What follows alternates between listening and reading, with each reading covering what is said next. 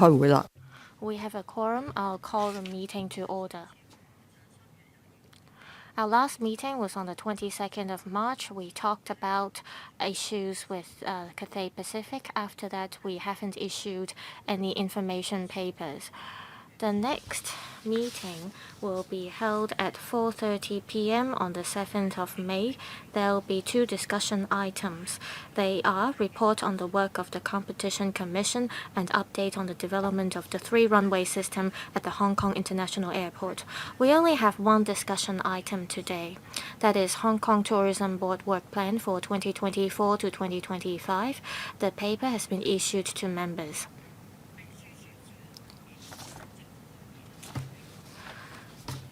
The paper provided by the Secretariat as well as that by the administration have been issued to members. Let me welcome representatives of the administration, Mr. Kevin Yeung, Secretary for Culture, Sports and Tourism, and Ms. Vivian Sum, Commissioner for Tourism.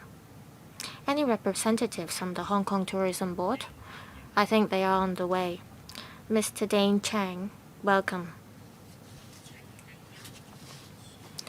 Mr. Dane Chang is the Executive Director of the Tourism Board. We also have with us Ms. Alice Lee, General Manager, Corporate Affairs, and Ms. Erica Wong, Head of Strategic Planning and Insights. Welcome all.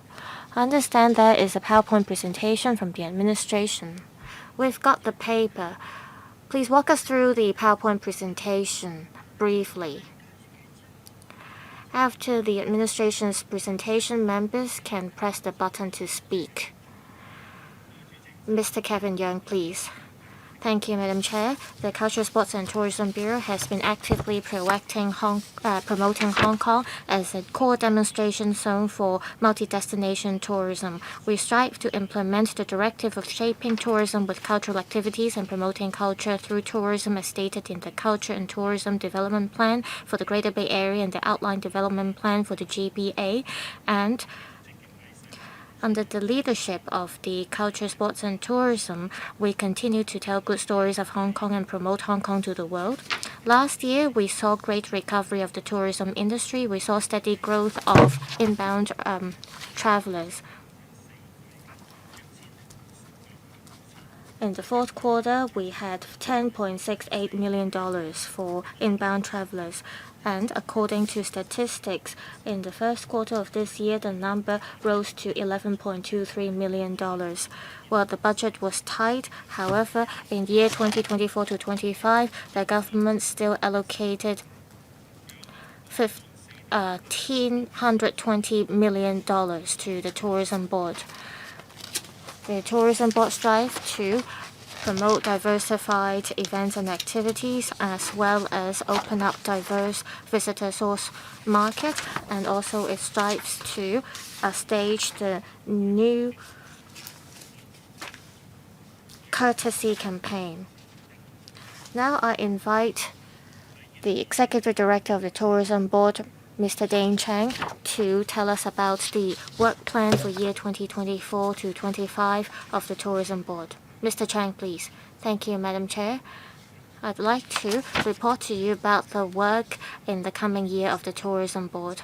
To give you a recap of our performance in 2023, for the whole year, we got 34 million travelers, and this exceeded our initial projection at the beginning of last year, and the satisfactory rate of travelers is about 8.7 out of 10. The mainland as well as the Southeast Asian markets were the fastest recovering source markets. Half of them were overnight visitors. As at January and February, the percentage of overnight visitors stood at 50%.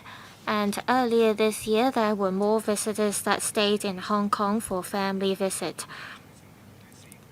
However, as at Q4 last year, we saw about 34,000 visitors, and 32,000 visitors now are still for family visit, and we saw 70% of visitors as MICE visitors.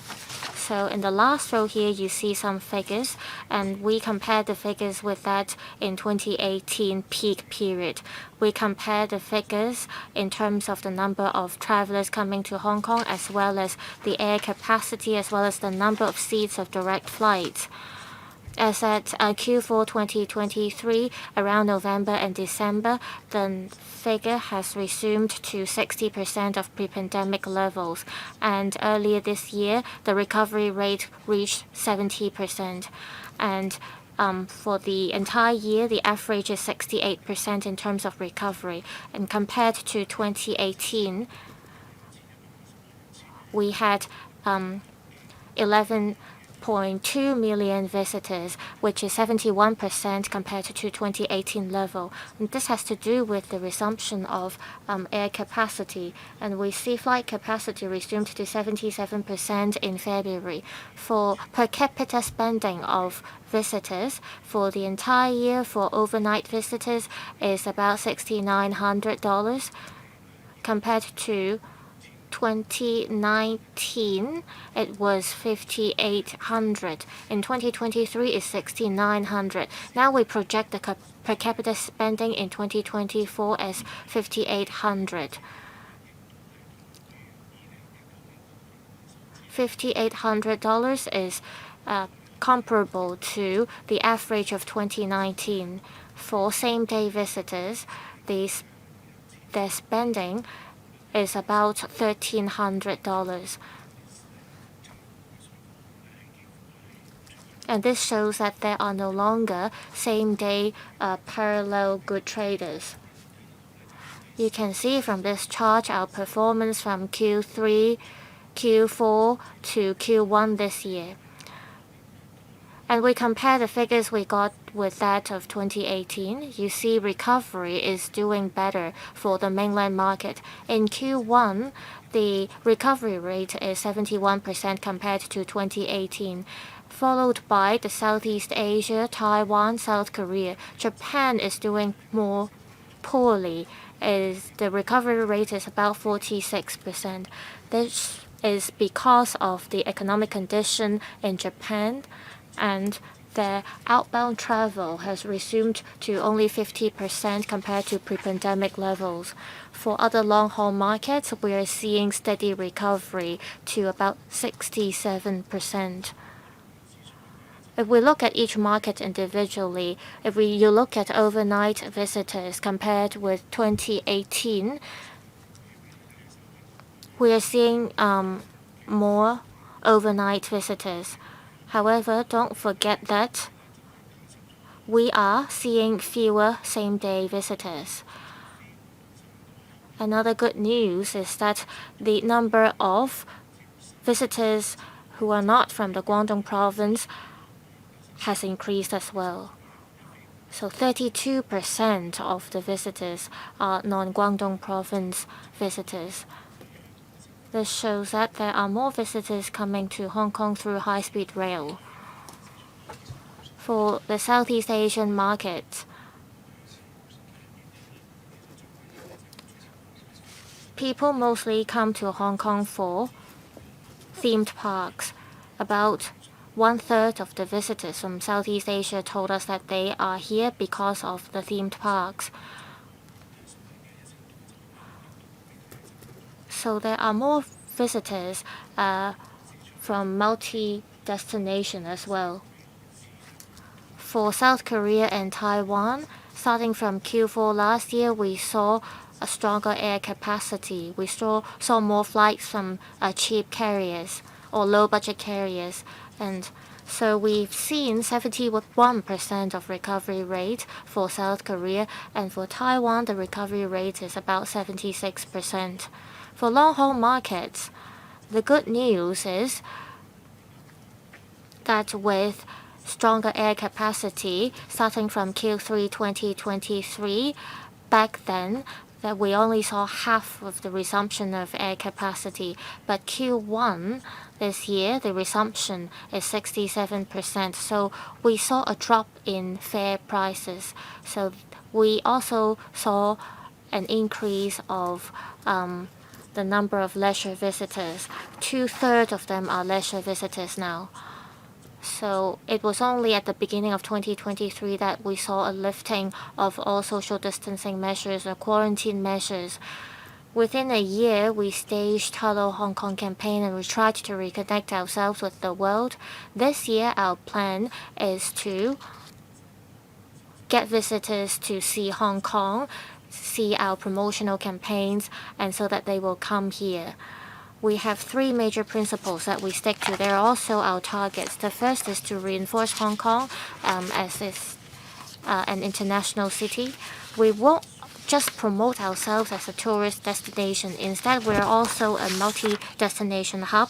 We want visitors to go to the world, to the mainland through Hong Kong. Also, we strive to pursue high-quality growth. And we, based on these principles, to decide how we're going to stage our promotional campaigns.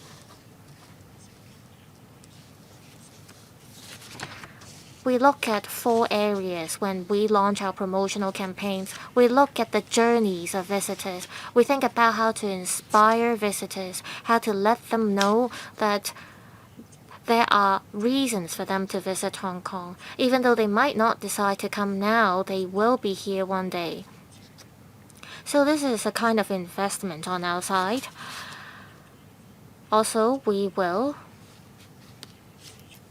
strengthen our work with stakeholders or strategic partners in the tourism industry in terms of planning and booking. We want to promote better tourism products to our visitors. We also strive to enhance visitors' experience. We want to raise their satisfactory rate so that when they leave Hong Kong, they will help promote Hong Kong.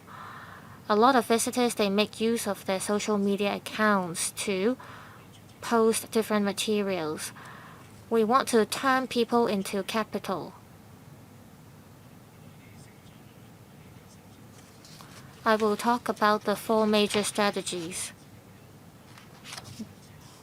We will support international large-scale events.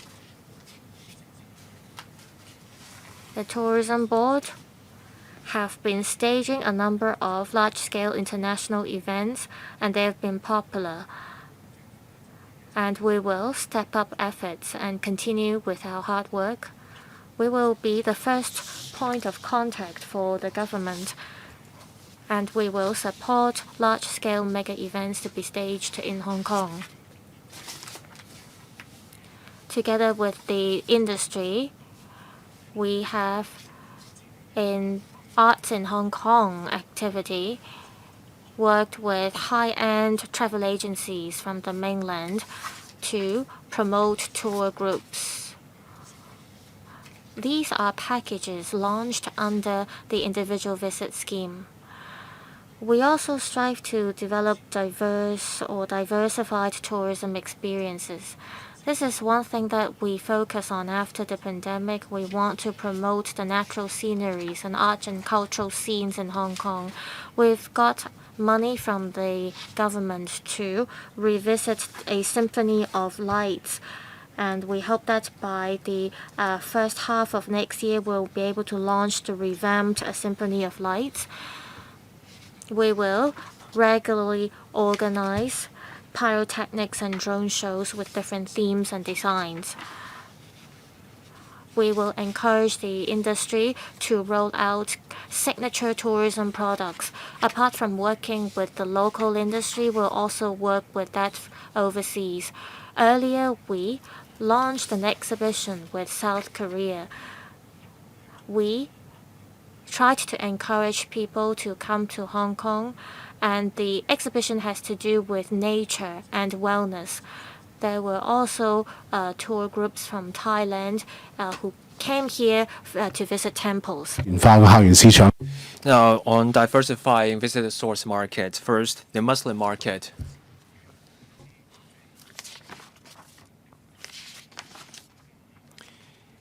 We want to become a more Muslim-friendly visitor destination. This is a pressing task for us. Singapore and Thailand are ahead of us South Korea, Taiwan, and Japan are also moving quickly in this space. The Muslim visitor market is developing rapidly. Multi-destination tourism in the GBA is also an area we work on. We work with the Guangdong and Macau government. Hong Kong focuses on overseas promotion. Guangdong province, on the other hand, focuses on the mainland in its promotion.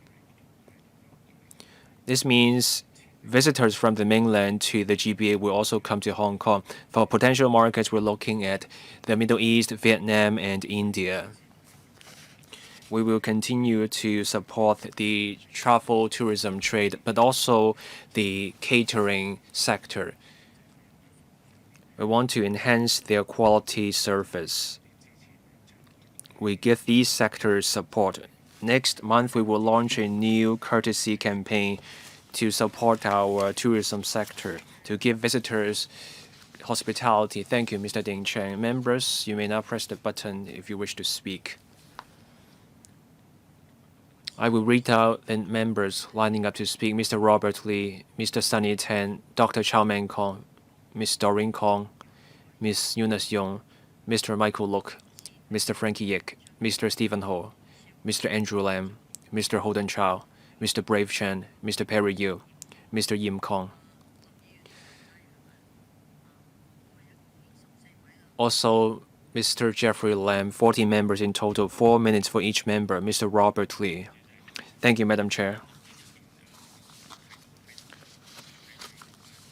The paper shows the CSTB and the Tourism Board have done a lot in this area.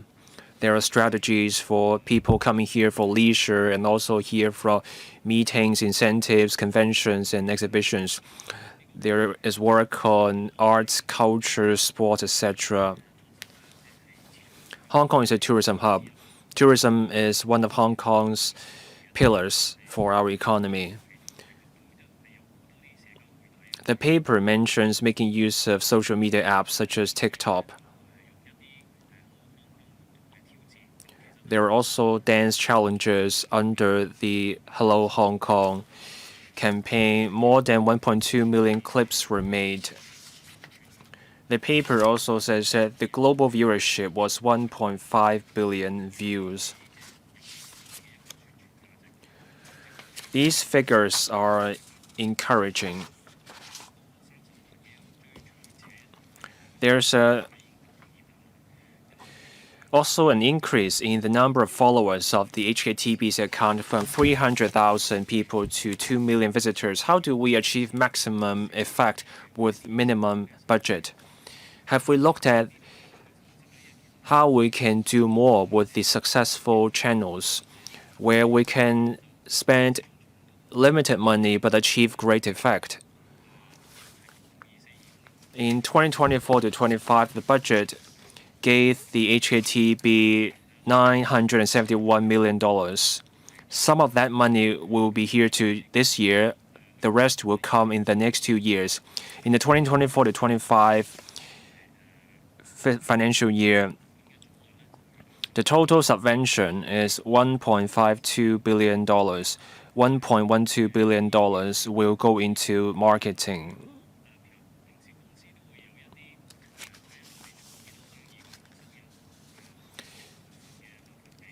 A company spends part of its revenue on marketing. So for the government, how does the government decide how much money to put into marketing? Of course, the more money, the greater the effect, but we need to be prudent. How do we achieve the maximum benefit with the minimum input? How does the government decide how much to spend? Will that question be taken by Mr. Ding Cheng or Mr. Kevin Yeung? Madam Chair, I will take the question first. We set up the Hong Kong Tourism Board for marketing. The member's question was how we decide how much money should go into marketing. Much of the promotion happens either overseas or in Hong Kong. On assessing the HKTB's performance, Mr. Ding Cheng can tell us more. Mr. Ding Cheng.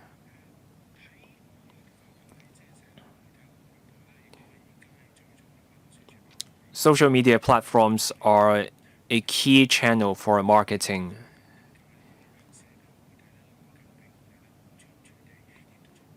We can take a targeted approach on social media apps. We can also analyze the results. We can target specific groups through social media apps at different times, catering to different niches through social media.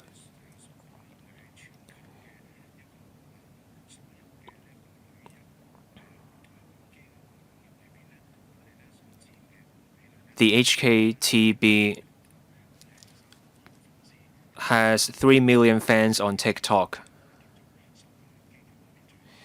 That's the highest number among all tourism bodies in 2023 to 24.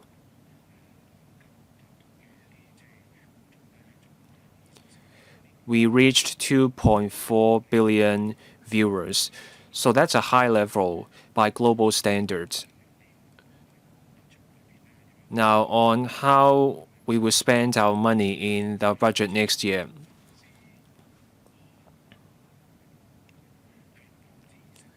More than a quarter of our budget goes into promotion in visitor source markets. We make the decision based on our tourism brand. That's the first factor. And then second, we have different kinds of promotion in different places. The focus now is on the mainland market and Southeast Asia.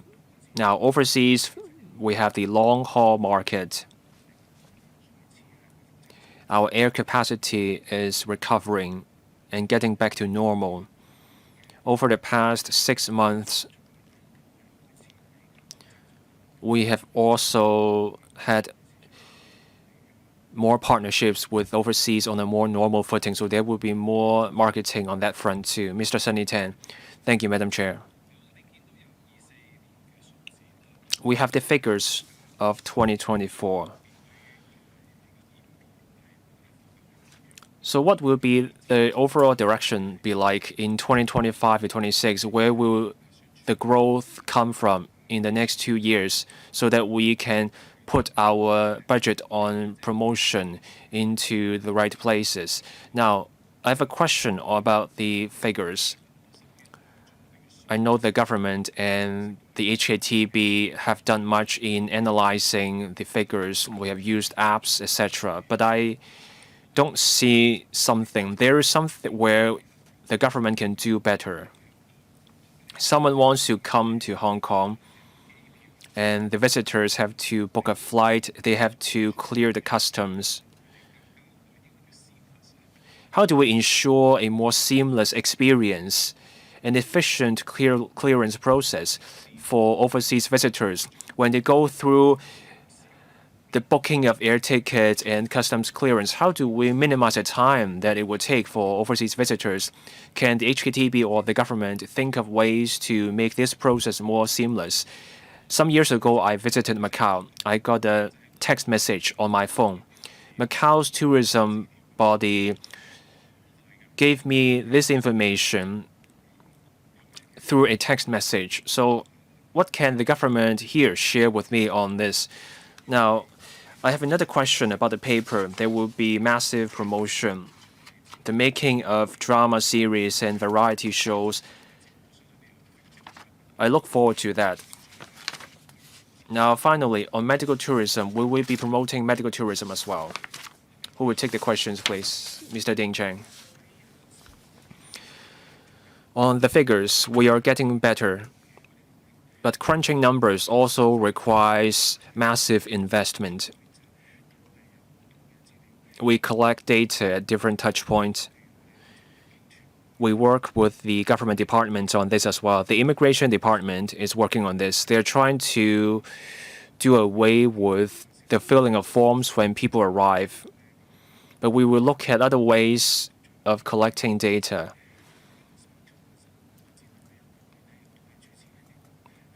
The Secretary for Culture, Sport and Tourism is also chairing a task force on smart tourism. The HKTB is thinking about ways to collect and analyze big data.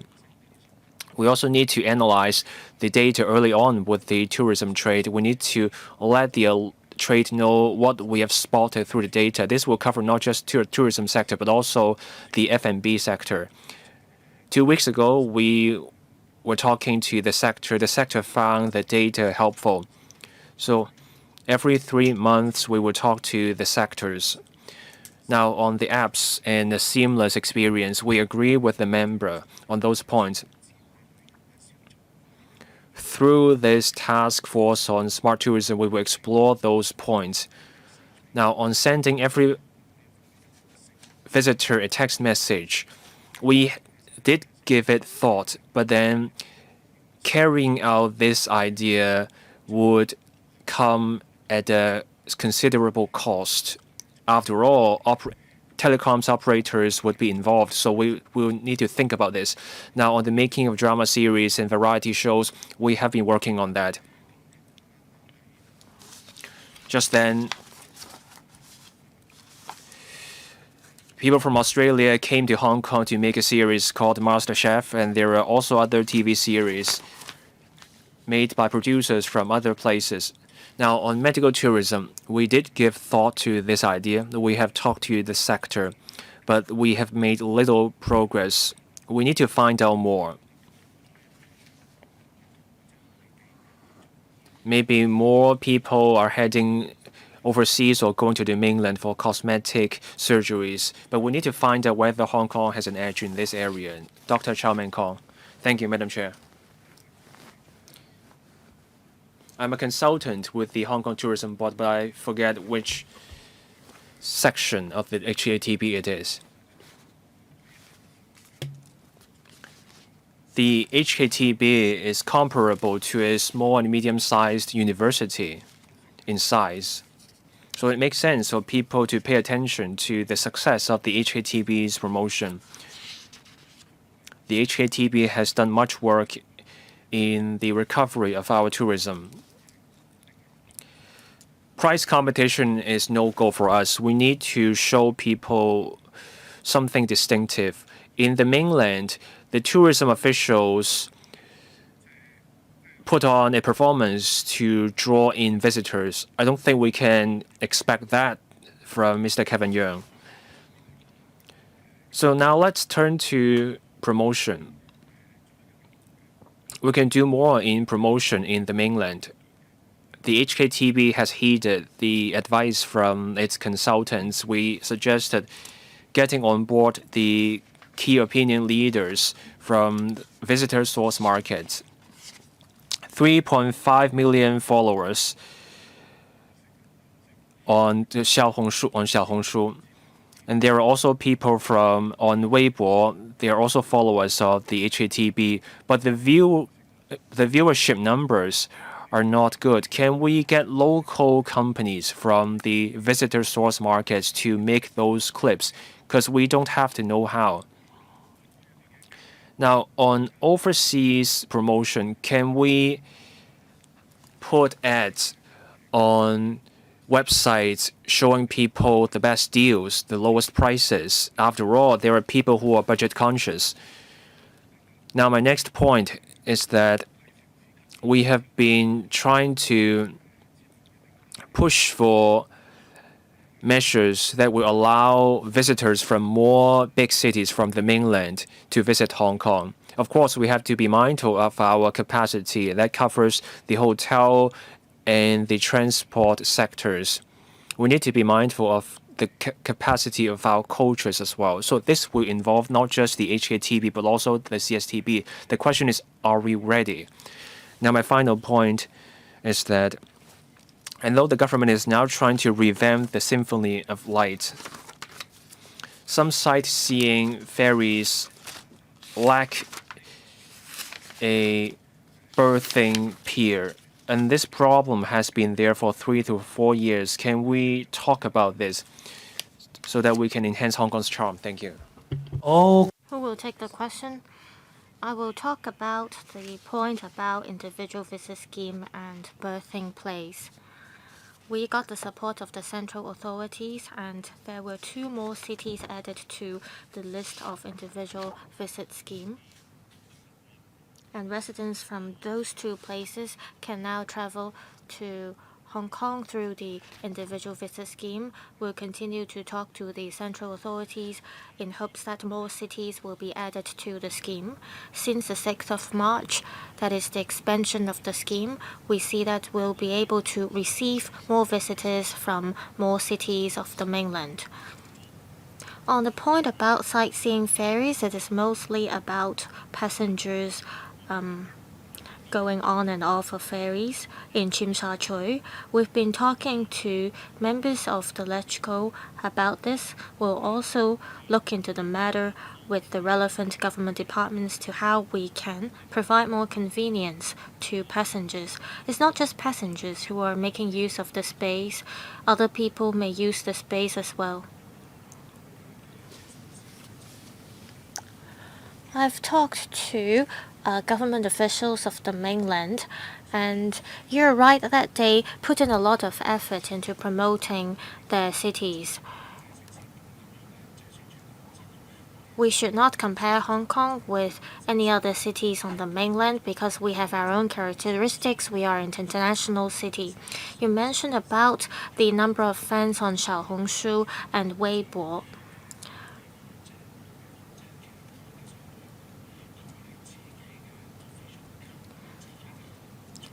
If you look at the official accounts of tourism boards of other countries, you see that the number of fans or followers they get are not significant.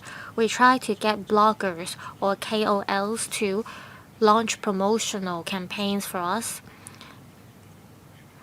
They may be helping us to promote Hong Kong, but they did not name the tourism board. Ms. Doreen Kong. Thank you, Madam Chair. According to the paper, I see that the tourism board has done a lot of work over the past year. There's a lot of emphasis on mega events. Many places in the world stage mega events.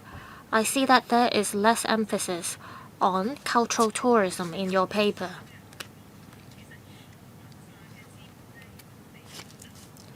Some say that we should make good use of our cultural resources, and if we're able to do that, we can really promote our tourism industry and economic growth.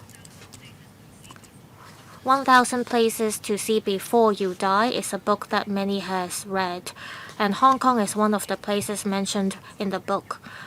When the author describes Hong Kong, well, I want you to think about this. The author mentions that there are lots of neon signs or lights in Hong Kong. We are like Manhattan in Asia. We have narrow streets.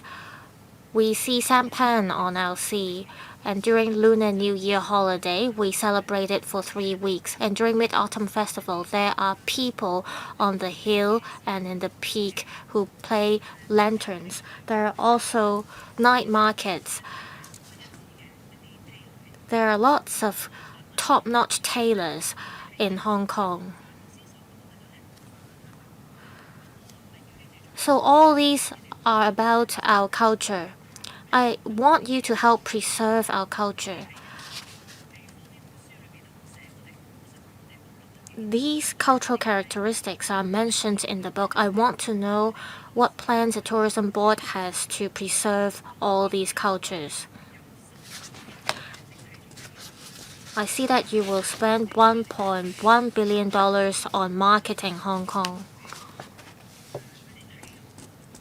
Shenzhen, the sports bureau, spent about $770 million, renminbi, on marketing, but we are spending $1.1 billion.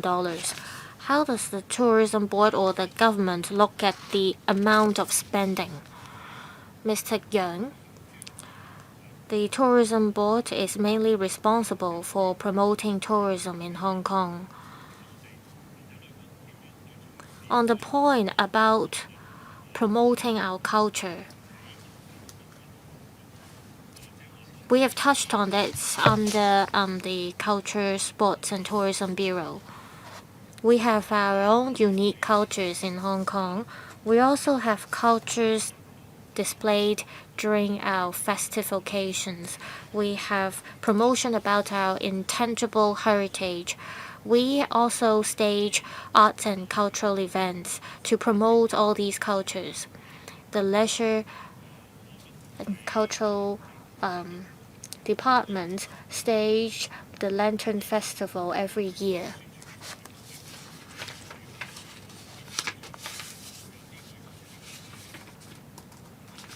There are also activities and events to attract visitors during Lunar New Year holiday. So we have done work to promote tourism and our culture. As mentioned in the paper, we have campaigns like the Hong Kong neighborhood. We promote cultures in Sham Shui Po, for instance. And we also promote the characteristics in Old Town Central. These are all part of our efforts to promote our culture. So we will carry on with this effort. There are things we can do overseas.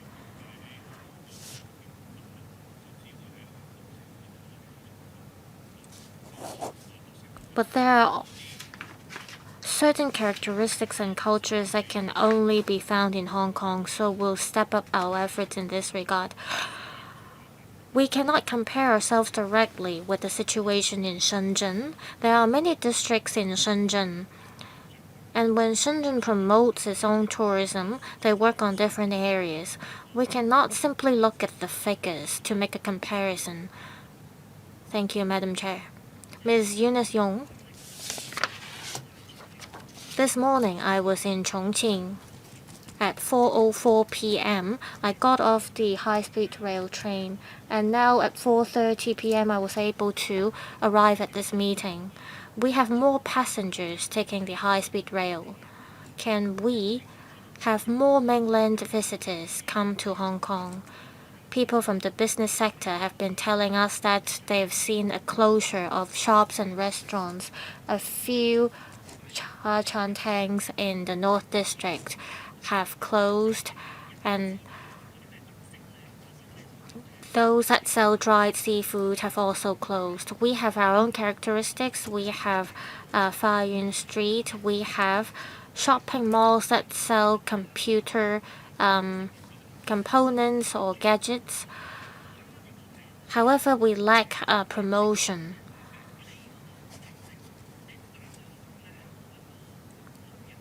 If you type Hong Kong tourism on Play Store, you cannot look for an app for that. There's no app for that. I was on a high-speed rail and I scanned the QR code on the train, and by doing that I was able to order food, and I was able to learn about different tourist destinations in the mainland. Are we able to let visitors at the West Kowloon station to know what tourist destinations or attractions there are in Hong Kong? Say if you drive, you may be able to get information about a certain temple that you pass by. I think we lack this kind of promotion in Hong Kong. I was in Chongqing. There are lots of food bites or snacks, and there are also a lot of photo hotspots in Chongqing, but we don't have those in Hong Kong. They also have neon signs and lights in Chongqing. Their streets may look the same, but there are many shops with their own characteristics. There are art and cultural shops. There are also food and beverage shops. However, we lack our own characteristics. We lack a nighttime ambience. Can we create some tourist spots to attract visitors? We should know how to package ourselves so that mainland visitors know or are aware that we have all these attractions. I think the tourism board can do more in this regard. Does the tourism board have any thoughts For instance, will you roll out any apps to promote Hong Kong so that mainland visitors can learn more about the characteristics of Hong Kong? Tourism Board. A few years ago, we developed an app, but mobile apps nowadays are not very popular. People use web apps, meaning that if you have visited a website, then your mobile device has a record. And visitors will get information because of the record. Last year, when we were getting ready to resume normal travel and reopen ourselves, some of the travel agencies on the mainland, they focused on railway tourism. We were told that some mainland visitors, they love taking the high-speed rail, and so we have worked with travel agencies in this regard. So for those who come to Hong Kong through the high-speed rail, well, they are on the train already, and what we do is that we put all the information online. Well, some people see these types of tourists as low-budget tourists, or those who are opting for in-depth tourism. If you go to our website, you can see the top 10 photo hotspots, the top 10 sceneries in Hong Kong. About a month ago,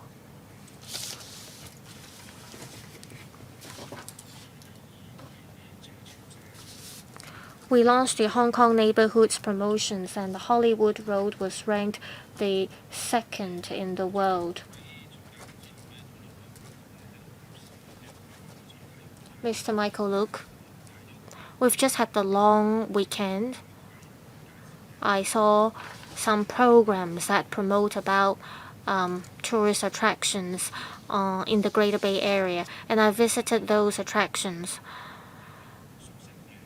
So if you want to promote Hong Kong, you have to invite KOLs or those with influence to do that.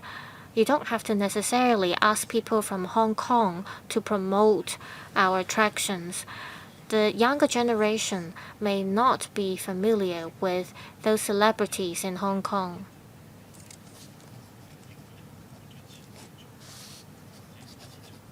On mega events, the government has allocated a lot of money to staging these events. Can we set KPIs to have the tourism board to launch their promotional campaigns in advance? Even if people don't come to Hong Kong, they should know or have the information about what mega events there are in Hong Kong. We should tell people that there are constantly mega events or big shows staged in Hong Kong. My understanding is that some of the funding is approved within the short notice, say under the MMARC scheme. Organizers only get funding within a short period of time, so it's hard for them to do long-term planning.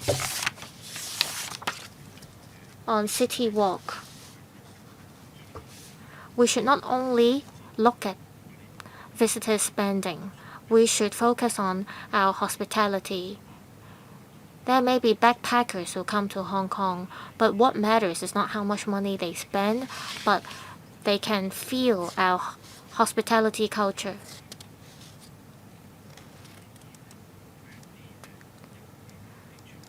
There are certain attractions in Hong Kong that are appealing to tourists. We can have tour guides or ambassadors to lead tours.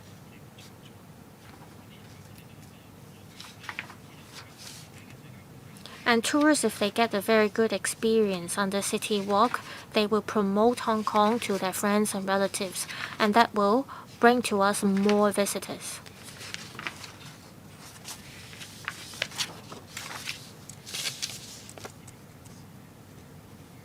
Now on shopping.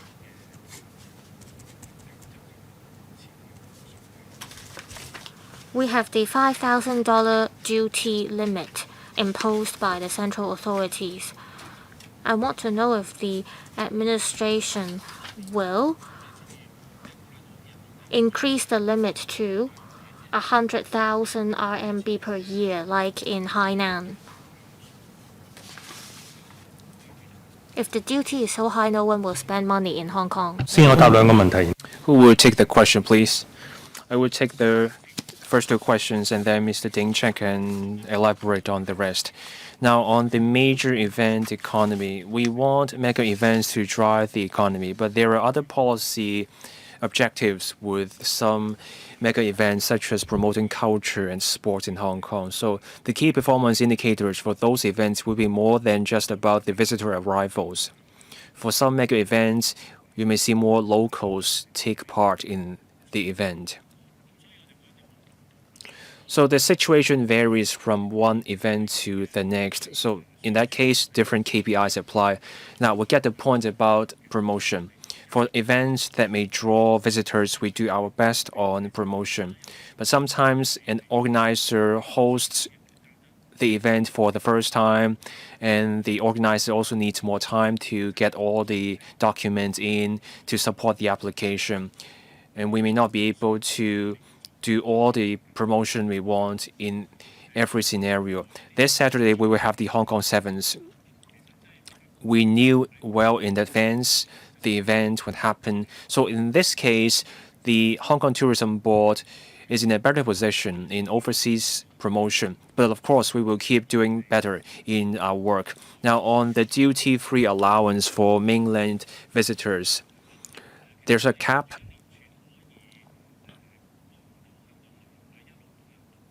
We have been in talks with the mainland on measures that can promote tourism in Hong Kong. If there is any progress, we will update the LegCo on that. As for the other questions, I will invite Mr. Ding Cheng to elaborate on that. On the point about KOLs, we agree with the members. So for the mainland and overseas, we engage local KOLs or media outlets to help us. We invited 2,000 KOLs and people from media outlets to Hong Kong, and that's part of our Seeing is Believing initiative. Now, on how we hold mega events, the HKTB is the first point of contact.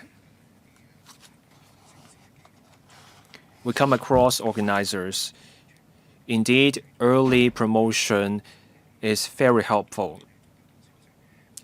That way, businesses and travelers will find out about the event well beforehand. Now, on hospitality and city walk, where possible, we will talk to the relevant tourism groups. But after all, professional tour guides may have existing work commitments, so we still have to talk to them to see if they can take people on those walks. Now, Mr. Frankie Yek, I want to follow up on the annexes. Appendix 2. In 2023, we had 34 million people, that is visitors, inbound visitors last year. For every 1.5 million visitor arrivals, there is a 0.1% boost to our gross domestic product. So I crunched the numbers, the growth should be 2-point-something%, but our GDP growth last year was rather low. So is my math off? I just want to clarify. Paragraph 58.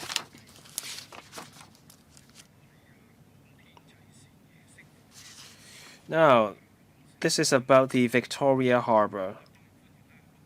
To revamp a symphony of lights. The revamped show will come out in the first half of 2025. Why so late? Is it because we have a full lineup this year, so we have to wait till next year? Or is it because this work will take that long? We want to bring in more tourists. The sooner the work can come out, that is, the sooner the show can come out, the better. Why does it take until 2025. Now, I turn to another point.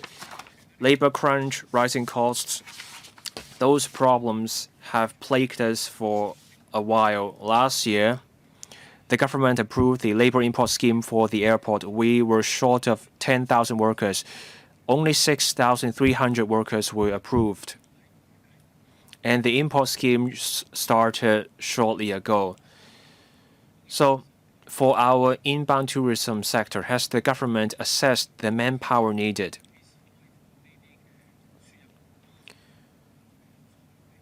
When can we get the figures on imported workers so that the sector can get prepared? Madam Chair, I will take the first and third questions. The first question, and that is the boost to the GDP. That's an estimate. We looked at the previous situation and then we came up with the estimate. In 2023, we got 34 million visitors. Now, in terms of the boost to the GDP, the government economist comes up with the real impact, and then we will have a final figure to show LegCo and the community. At that point, we will get a better picture of the boost from inbound tourism to our economy. Now, on the labor crunch, across service sectors and other sectors, there is a labor crunch among frontline workers. That's why last year,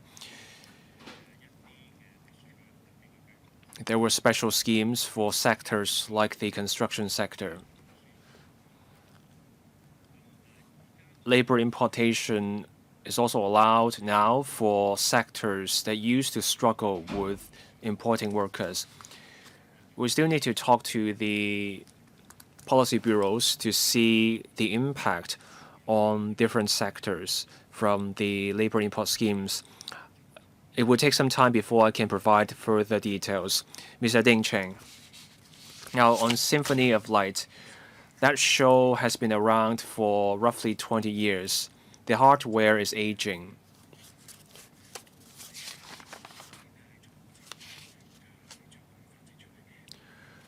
The participating buildings also had to go through some procedures to be part of the show. Now a revamp is needed. We are already working on the tendering. This is a major undertaking. In the mainland and overseas, they have successful shows, so it will take us a while before we can finish the revamp. And this also involves a major sum, $300 million or so over 3 years, so we have to spend that money with care. It's 5:22 now. I will extend the meeting to 5:45. 8 to 9 members are waiting to speak. I will draw the line here. So I need to draw the line here first. Mr. Stephen Ho. Thank you, Madam Chair. I agree with Mr. Michael Look. We are just back from the Easter holidays. There are diverse views online. Some are in favor of going to the mainland. Others are in favor of staying in Hong Kong. Hong Kong has its distinctive strengths. The HKTB is getting more resources. It's doing more on promotion overseas. But let's get one thing clear. There's a shift in our economy and our spending patterns. We used to rely on the individual visit scheme, but now the pharmacies in the North District are gone. So we need to adapt to the new situation in tourism. Just then, the HKTB told us about the overseas promotion. The promotion is focused on theme parks and mega events. That sort of promotion does little to help our local district level economy. We want to encourage local spending too. Someone living in Yuen Long may know little about what's so special in a place like Tai Po. We need to focus on the local tourism space because local tourism involving locals also matters. Tourists are also spending less per capita. Can we get the reason for that? There are people advocating low-budget tours in Hong Kong online. They want to spend less on accommodation but more on the experience in Hong Kong. Hong Kong still has an edge. In Hainan, they have a higher duty-free allowance, so a higher duty-free allowance here will help. We also have good food to offer. International food in Hong Kong should be cheaper because there is no duty. But of course, wages also are a factor. Michelin also just announced a list. I don't like everything on that list because preferences vary from people to people. So, as a food paradise, can we in Hong Kong come up with a leaderboard promoting our culinary delights? Can we get the top-notch chefs from the mainland to Hong Kong, and then we can offer more attractions in Hong Kong? One of our 8 centers is the East meets West Center for Cultural Exchange. There has been a lopsided focus on Western culture. We need to work on Chinese culture as well. Playing mahjong, for example, is a great example of local culture. This is not about promoting gambling. It's about local culture. For Hong Kong's tourism, we need to give promoting mahjong a try. Let's keep an open mind for our tourism. The HKTB needs to talk to district stakeholders like Mr. Vincent Cheng. So can the government pay more attention to our local economy? The mainland has a different trendy pastime. They don't do mahjong now. We will note the members' comment. Indeed, there's been a shift in spending patterns and lifestyles. We are aware of that. And we will make adjustments to our tourism strategies.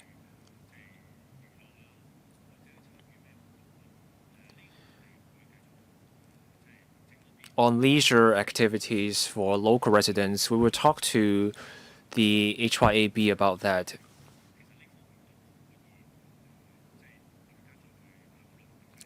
Different districts can explore ways to work together on promoting district-level features. Now, Hong Kong remains a culinary haven. We offer great food.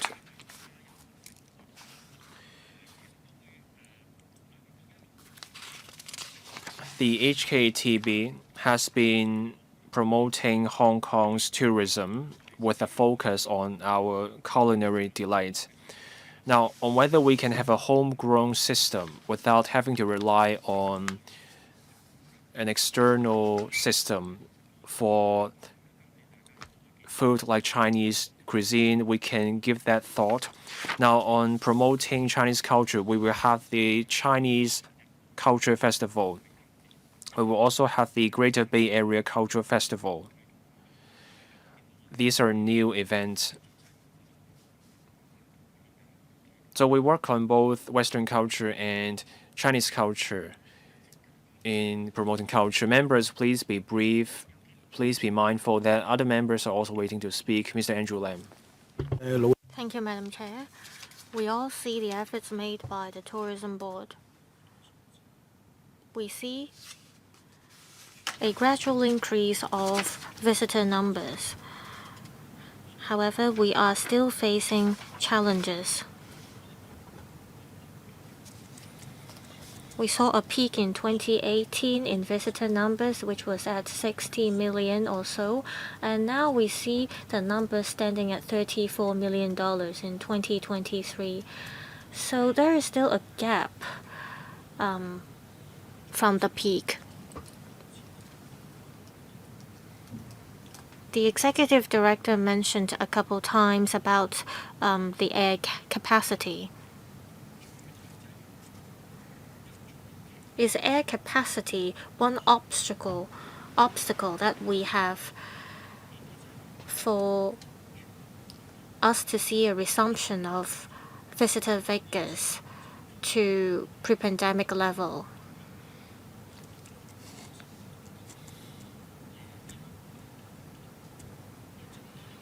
Now, on nighttime economy, we've seen a drop of service quality, and because of lack of manpower, restaurants and shops are not opened till very late at night. The executive director mentioned about Hollywood Road. It's a very attractive site. However, during weekends, shops there are not opened.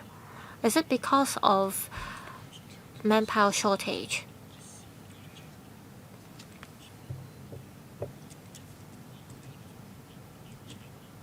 On opening hours of shops and restaurants, will the government or the tourism board do something about it? Mr. Young, on visitor numbers, we talked about air capacity.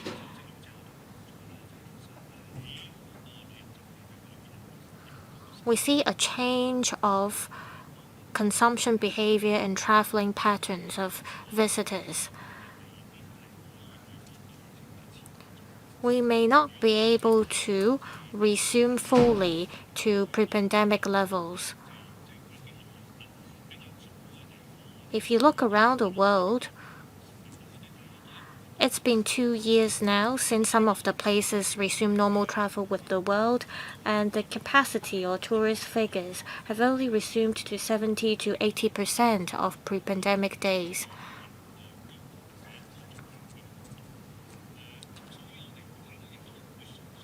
We've seen a change of landscape in the tourism industry, so we do not have a fixed target in mind in terms of tourism or tourist numbers. We'll look at the global trend as we make our projections and formulate policies. We'll think of whether we can put in measures to cope with the new traveling trend.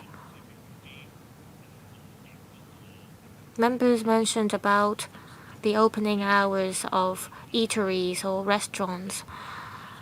It has to perhaps do with people's daily lives or change of habits as well. People may want to go home early now at night.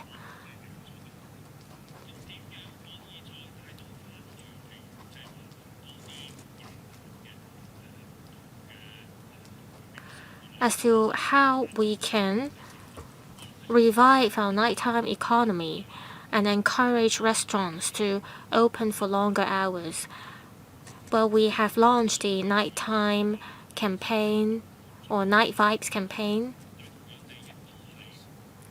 and we've been staging arts and cultural activities. We want to encourage people in Hong Kong to spend money at night. We cannot only rely on restaurants or the catering industry to do so. So in this regard, we will continue to talk to the industry. We've been in talks with the catering industry and the tourism board as well. So we will do more in this area to boost the nighttime economy. Mr. Holden Chow. Last year we had 34 million tourists, and we see a resumption. I was in Hong Kong during Christmas, and around Tai Kung in mid-levels, there were lots of people as well as overseas tourists. I have a suggestion. Well, according to my observation, Hong Kong, to a lot of tourists who are from, for instance, the ASEAN or from Europe, to them, what is most attractive about Hong Kong is that we have both Chinese culture as well as Western culture.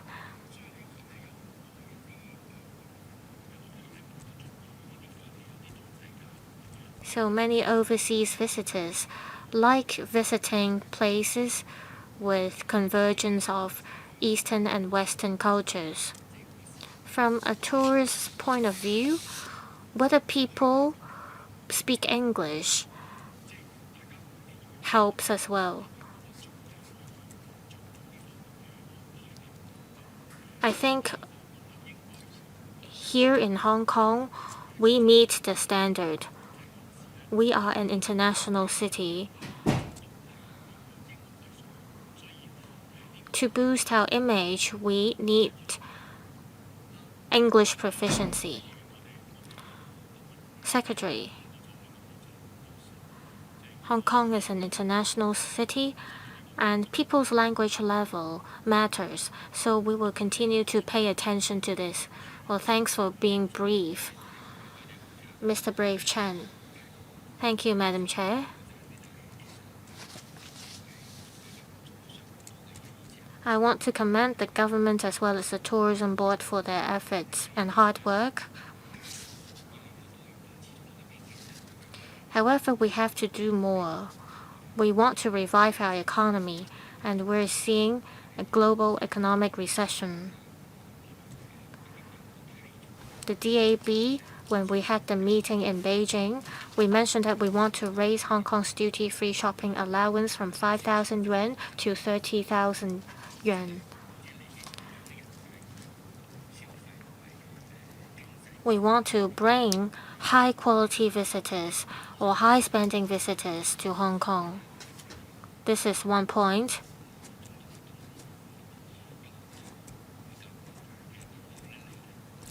We have many Muslim visitors who came to Hong Kong and think that we lack hotels and relevant facilities. We need to enhance our facilities.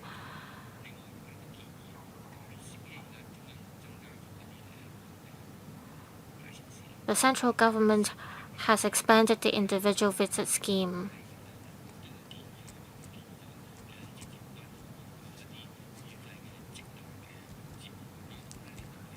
Some people ask whether it's possible to have transportation arranged for visitors at border checkpoints to bring them directly to certain tourist attractions.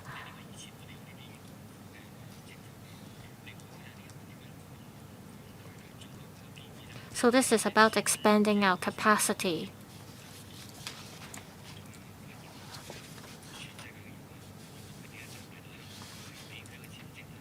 Also, can we issue visas to mainland visitors or to visitors from all over the world so that they can easily go to the mainland through Hong Kong? There is mention about the blue and green recreation and conservation cycle. In the mainland, we saw over 100 million visits to certain attraction sites.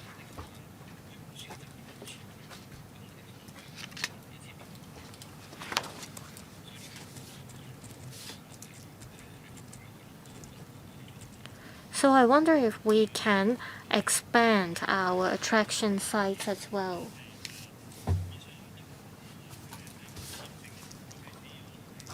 Secretary, be it enhanced visa arrangement or raising the duty-free shopping allowance, we will, based on our actual circumstances, talk to the central authorities.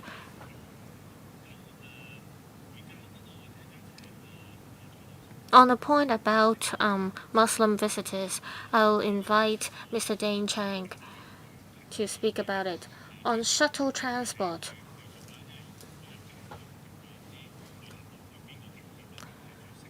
Well, the government may not be in a good position to decide where the shuttle buses should run.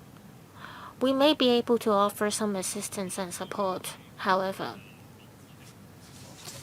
On blue and green tourism or even red tourism, we've been striving to diversify our tourist attractions.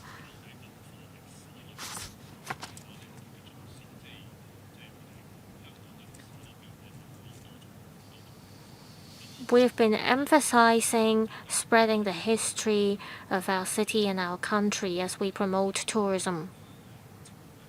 Mr. Deng Chang.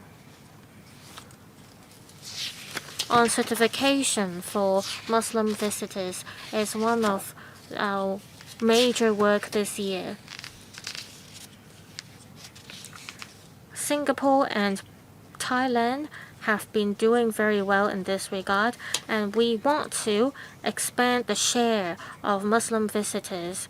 We have commissioned experts to work on the certification system.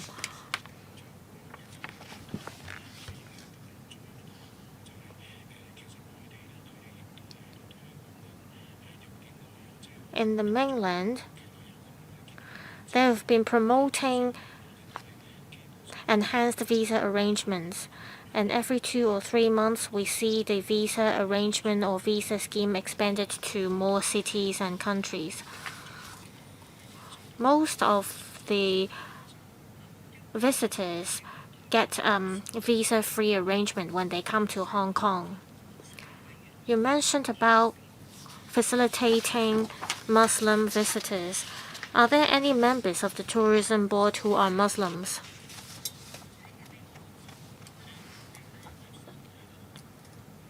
Are you a Muslim yourself? Madam Chair, it's the government's duty to appoint members to tourism board. You have bankers, you have representatives from the business sector sitting on the tourism board, but you don't have any Muslims sitting in the board.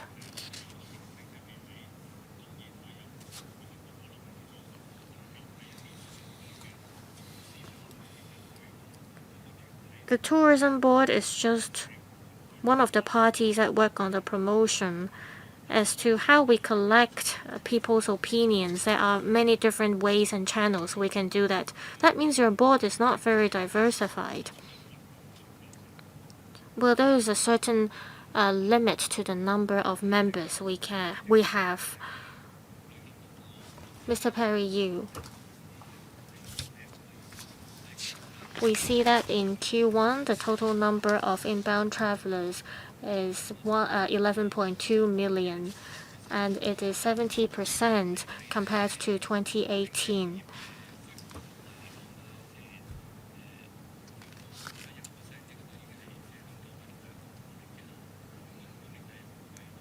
So with concerted effort of different parties, we saw a recovery rate of 71% compared to 2018. So this shows that a lot of the activities and mega events we held have yielded results.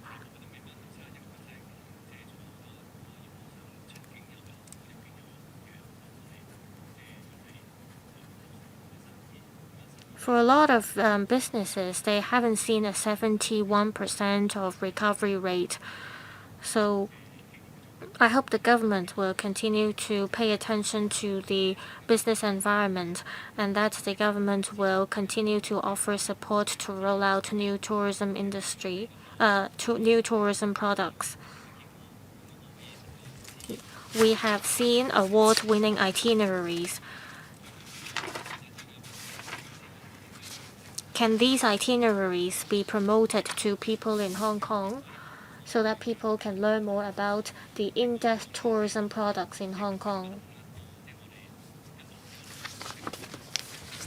We've seen a series of mega events staged in Hong Kong.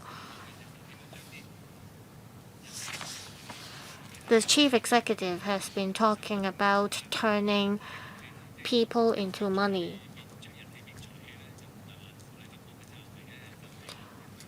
I guess this is not just the job of the tourism board. We have to turn footfall into revenue. The tourism board serves as the first point of contact for the government.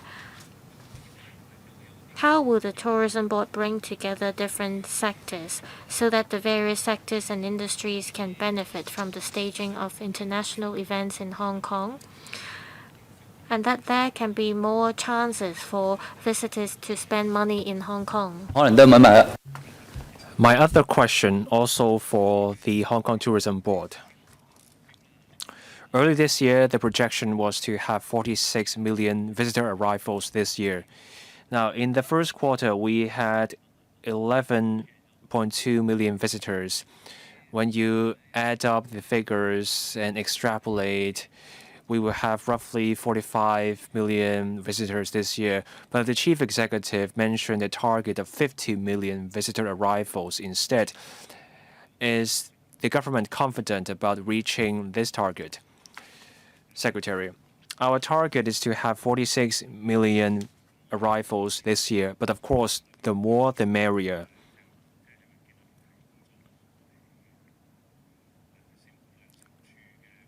The Tourism Board and the Tourism Commission are working on this. They will try to achieve an even higher arrival level. Mr. Ding Cheng can elaborate on the other questions. Mr. Ding Cheng. We have been working with not just the tourism sector, but also the transport and the retail catering sectors.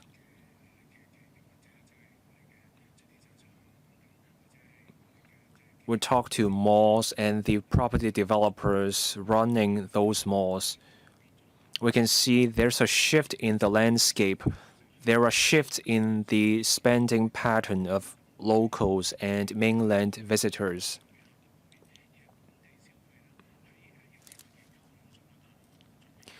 We did much work during the COVID years. We developed electronic platforms, and we are ready to explore ways to do even better. We need ideas so that we can do better on mega events. We cannot get that done on our own. Members, if you do not object to this, I will extend the meeting to 6 p.m. Up to 6 p.m., please be brief in your questions. Mr. Eric Yim. Thank you, Madam Chair. Since normal travel was back, the CSTB and the HKTB have done much in market promotion. Last year and the first quarter this year, the arrival figures are in line with expectations. I thank the government for its work. The mainland is the biggest visitor source market of Hong Kong.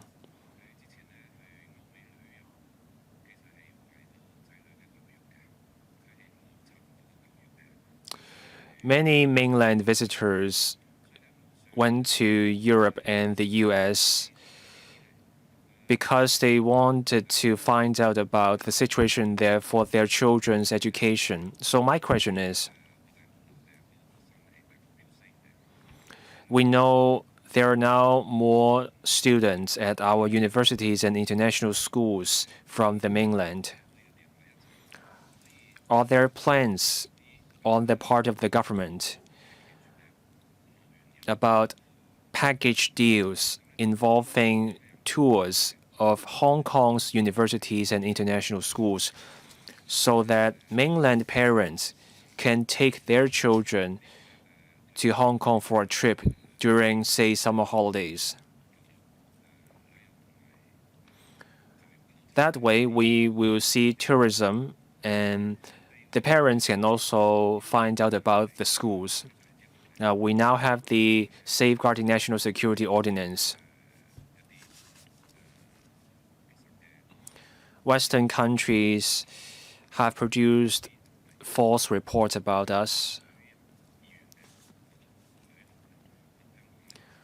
that hurts the desire of some visitors to come here. What will the HKTB do to counter those false reports and promote Hong Kong as a better place because of the Safeguarding National Security Ordinance? What will be done to promote Hong Kong as a place that can offer a more pleasant stay and better experience? Secretary. Madam Chair, we will work with the Education Bureau.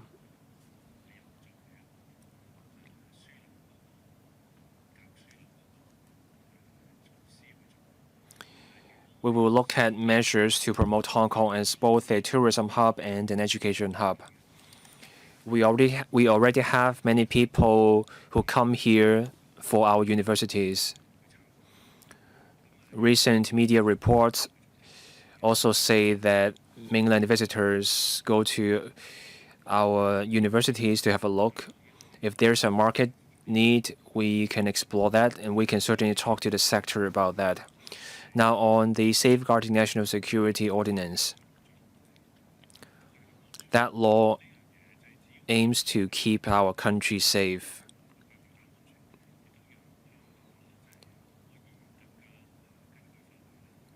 When our country is safe, Hong Kong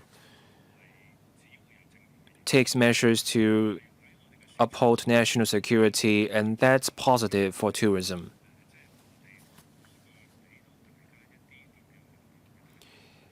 Promotion about tourism is about telling people about the experiences they can get here. We want to bring people here. We hold mega events. We offer tourist attractions.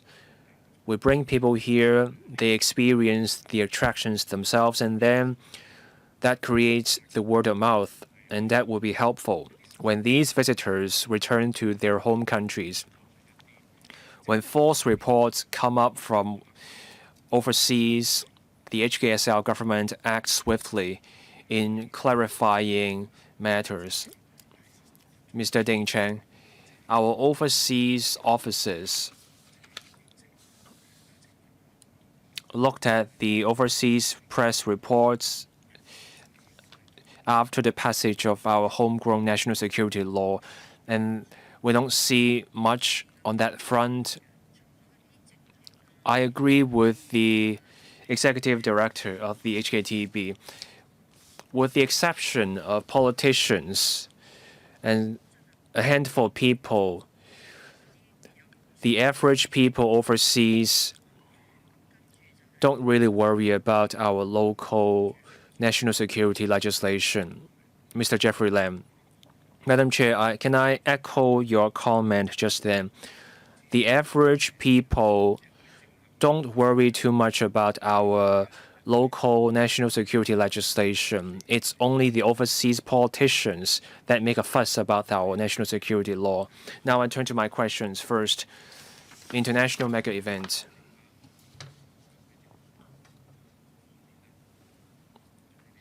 The government is trying to bring in mega events. But there are many kinds of mega events. We need professional organizers for mega events.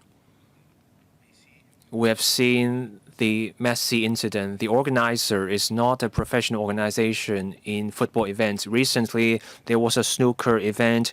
Again, the organizer was not professional. We saw what happened. Now, let's look at the golf tournament. It was a professional organizer. It was a success. Players from more than 110 countries came. People overseas watched the live cast of the games. Hong Kong is also home to world-class vocalists. Let's also promote our local performers. Now I turn to diversified tourism experiences. There are many attractions in Hong Kong. We need to explore them and promote them. We need to take a flexible approach. I'm with the Trade Development Council. We organize exhibitions. I asked the tourism board,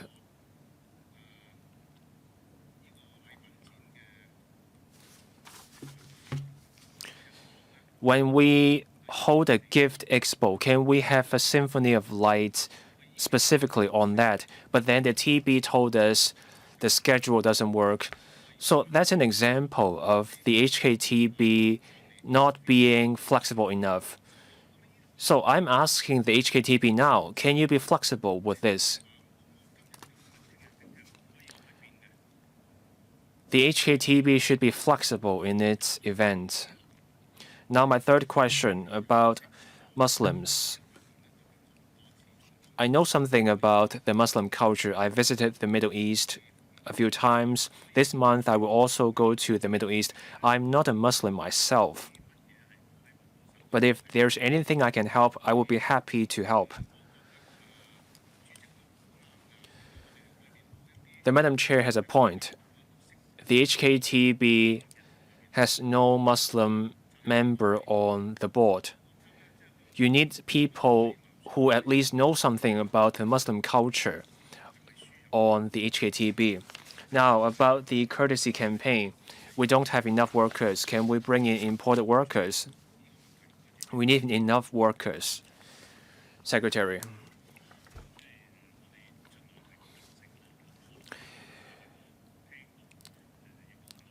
We try to allow flexibility. The HKTB looked at the proposal, they gave it thought. I will not go into the specifics, but the HKTB can revisit this point about pyrotechnics. For mega events, organizers handle the work on their own. Hong Kong is a free society. We should not stop organizers from holding events. As for the other points, Mr. Ding Chen can elaborate on those points. Mr. Ding Chen, can you be brief? We're almost out of time. For new mega events, we just had the Live Golf tournament. We got in touch with the organizer late in the process.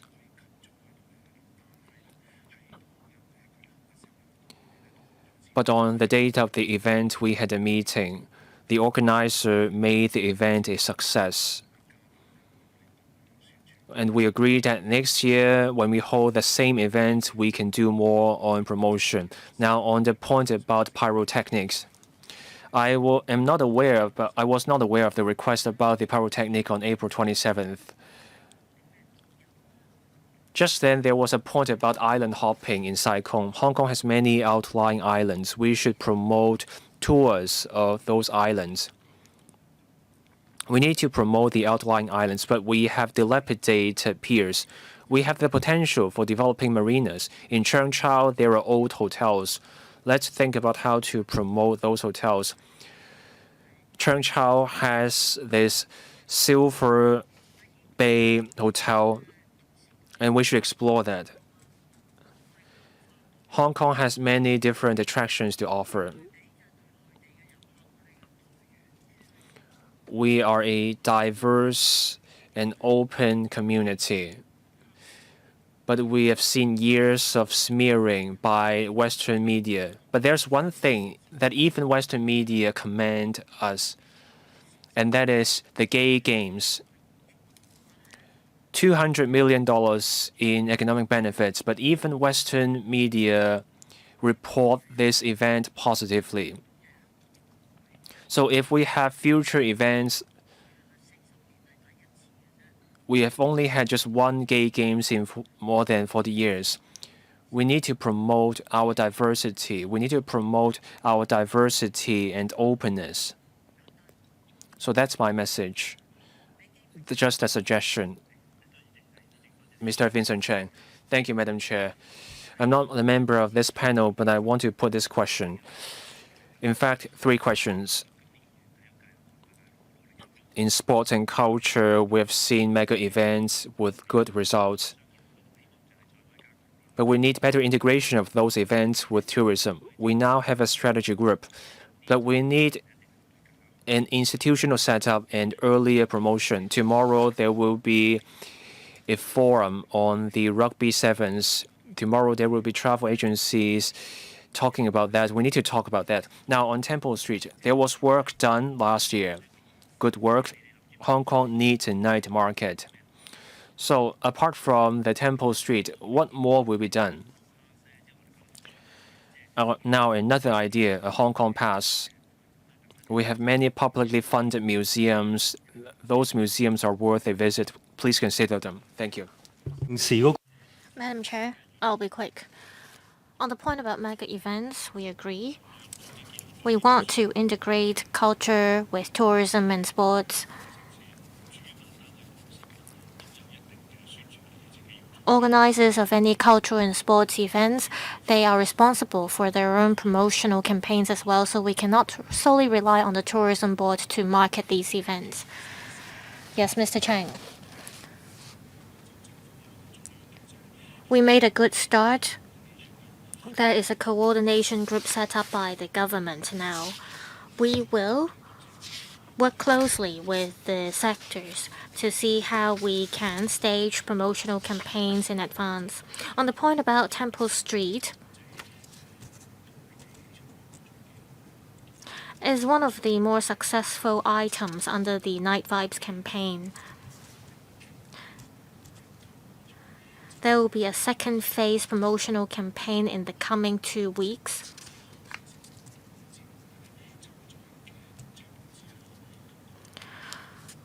We will put up decorations on Temple Street and will launch a series of promotional campaigns. We want to extend the activities held in Temple Street for another 6 weeks.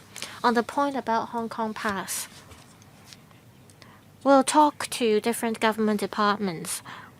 For overseas visitors, we want to provide more convenience to them for buying different tickets.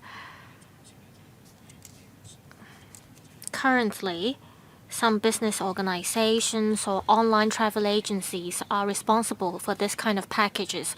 We will explore this, however.